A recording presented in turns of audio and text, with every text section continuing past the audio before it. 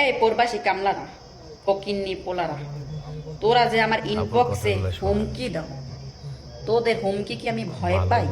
বল, তোরা যে আমাকে হুমকি দাও, তোরা তো আমার এক গাছ বালও ফালাইতে পারবি না, পাল, ঠিক আছে? আর তো অল প্রবাসীদের জোতাদের পিটাইয়ে বাংলাদেশদের বাইরে করিয়ে দেব প্রবাসী কামলা। এখন আমি যদি বলি তাহলে অনেকে বলবে যে হাজী সাহেবের মুখ খারাপ। এই মেয়েটা যে প্রবাসীদের নিয়ে কথা বলে, এই মেয়েটাই প্রবাসীদের কাছ থেকে টাকা নেয়। কিভাবে টাকা নেয়?